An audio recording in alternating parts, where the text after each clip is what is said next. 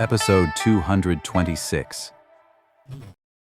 These ghostly insects for ambushing people were something Han Li had obtained from a demonic sect disciple he killed.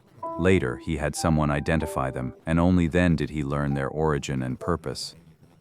Now, it was put to good use on the Five Colors sect leader himself. This way, I don't have to play the villain in front of Mo Yuju, and it's a roundabout way of keeping my promise to Mo Fengwu. And even if they did report tonight's events to the Spirit Beast Mountain sect, Han Li couldn't care less. After all, I didn't lay a finger on the sect leader tonight. Surely the Spirit Beast Mountain people won't bother me over something so trivial. As for the remaining sect master's son, he seemed decent enough. I hope Mo Yuju and he can have a good life together. With that thought, Han Li stepped onto the divine wind boat and flew straight toward the western side of Homeland City. I still need to hurry and deal with the soul disturbance. I don't know what's happened to him, but I can't just leave it be. West of Homeland City, 100 li out, stretched a vast expanse of high mountains and dense forests. It was said that venomous snakes and fierce beasts roamed those peaks, so few ever ventured in or out.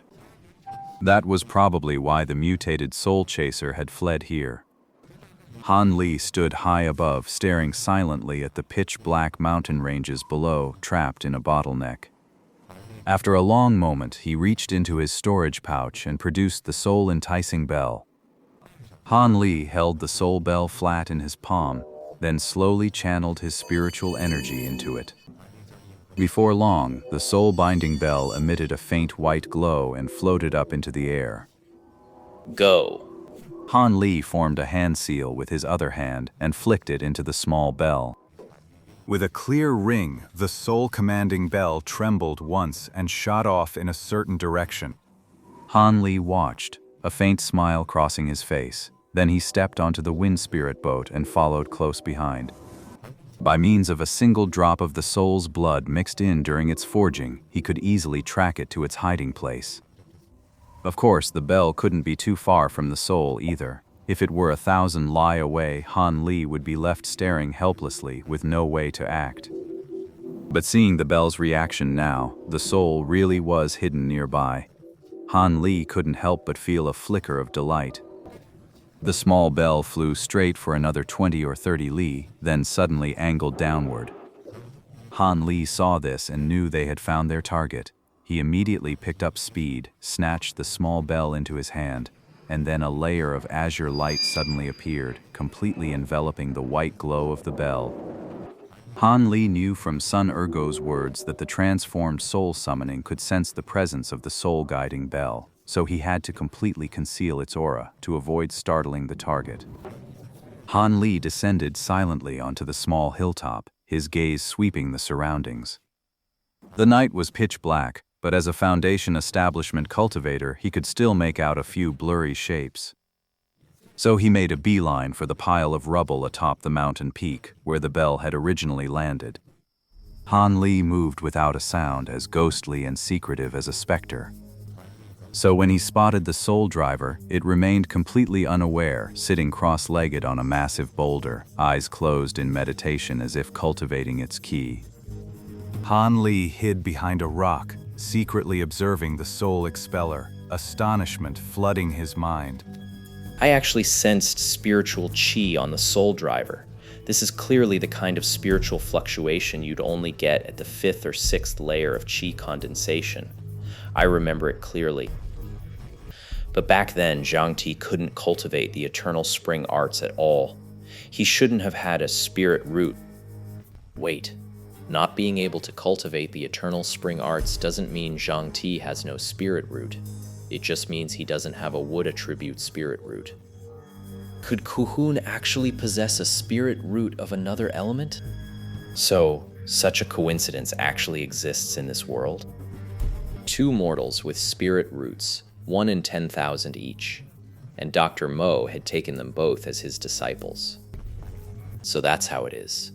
What a pity. Just because of a difference in spirit root attributes, Zhang Ti and I ended up with completely different fates. If the attribute I lacked happened to be wood, then my fate might have been... That's not right. How could a soul puppet be practicing a basic key cultivation technique? Unless... Han Li seemed to realize something, his brow furrowing slightly. A flicker of coldness passed through his eyes, yet he still did not reveal himself, merely watching the soul driver as it cultivated with a chilling gaze. After about the time it takes to eat a meal, the soul puppet opened its eyes. It slowly rose to its feet, stretching its limbs. Its gaze was sharp and lively, as if it had truly gained a mind of its own. But Han Li showed no hint of joy at this sight. His face darkened, a murderous aura faintly seeping through his expression. Not bad progress today. In another 3 or 4 months, I won't have to fear that mortal with the magic tool that counters this body. It seems you're quite pleased with this body. Just as Ku Hun was basking in his triumph, an icy voice suddenly cut in from the side. Who? Ku Hun's face twisted as he whipped his head toward the sound, every muscle taut with weariness. It was then that Han Li stepped out from behind the rock, his face a mask of frost. Who are you? That's exactly what I should be asking you. Who are you, and why have you taken over this body?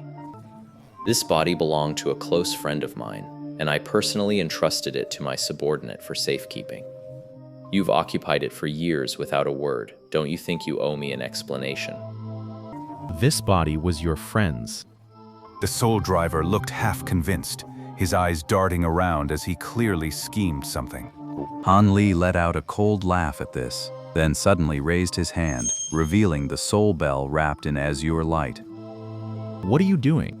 Ku Hun recoiled like a startled rabbit, leaping back several zhang in an instant, his face full of vigilance. He had sensed the existence of the soul-enticing bell before, but he had never known its exact shape.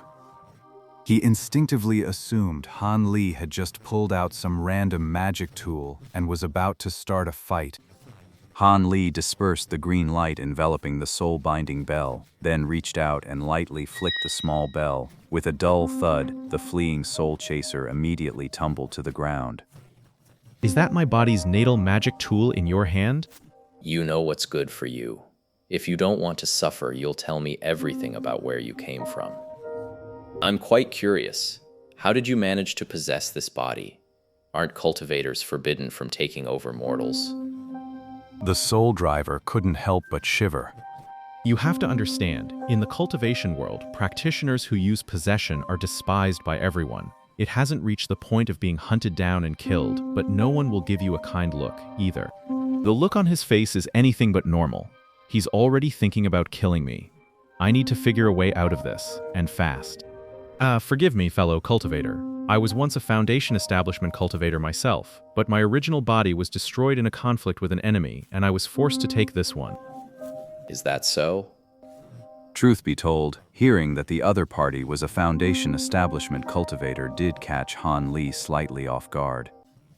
But Ku Hun couldn't read Han Li's thoughts, and seeing him so unmoved, a chill crept into his heart. Though my cultivation has fallen to the first layer of chi condensation, I still possess some magic tools and spirit stones. If you, Taoist friend, are willing to let this matter go, I would gladly offer them to you. Are you a cultivator from the 7 sects? As far as Han Li knew, Foundation establishment cultivators were rare outside the 7 sects. Yes, I'm a cultivator from the Spirit Beast Mountain sect. Might you also be from one of the 7 sects? Ku Hun's expression remained neutral as he spoke, but Han Li caught a flicker of panic in his eyes, stirring deep suspicion. So you're from the Spirit Beast Mountain sect. I trust Miss Han Yunji is still in good health. Han Yunji?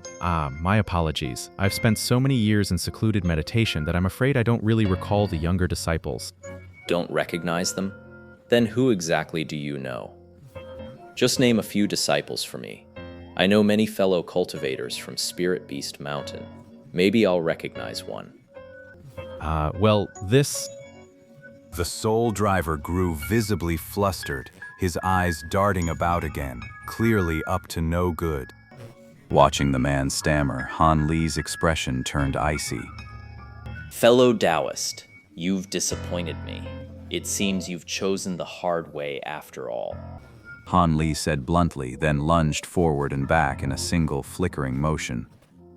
The soul driver suddenly froze in place, a spirit-sealing talisman now stuck to its chest. Fellow Taoist, what is the meaning of this? We can talk things over properly. When used on a mortal, the calming talisman could render their body completely rigid, leaving them unable to speak. But against a cultivator with some magic power, its effectiveness dropped off considerably. While it could still immobilize low-level cultivators, their speech and facial expressions remained completely unaffected. Han Li paid no attention to his shouting. Instead, he reached into his storage pouch and pulled out a pitch-black alms bowl. The moment it appeared, a chilling aura spread through the air, dropping the temperature by several degrees. Then, a cacophony of ghostly wails and wolf-like howls erupted from within the bowl, while eerie black mist coiled around it, making the magic tool seem even more sinister and haunted. This was the soul gathering bowl that Han Li had just acquired. Han Li held the magic tool in one hand and, with a blank expression, took a few steps until he stood before the soul driver. The soul fixated on the bowl, its face first flashing with terror. Then, as if remembering something, its expression abruptly tightened with anxiety. What are you doing? You're not going to use soul refinement, are you? When he uttered the words soul-refining art, his eyes betrayed a look of sheer terror. The soul-gathering art, that infamous technique, was something everyone in the cultivation world feared. Every sect and major clan keeps specialists trained in this art. It is the most fearsome technique and formation for dealing with traders, and its cruelty is infamous throughout the cultivation world. It is said that those who master this art can extract a person's origin soul and torment it with specialized spells. It was said that the agony of having one's soul directly stimulated was something even the strongest will could not endure for even a moment. And the stronger a cultivator's origin soul, the more intense the pain they endure. This was something that made all cultivators turn pale at the mere mention of it. Rumors about soul refinement techniques were everywhere in the cultivation world. The most widespread rumor was that cultivators of soul arts also forged a soul-bound magic tool, one intimately linked to their origin soul, and only through that tool could the soul arts be performed.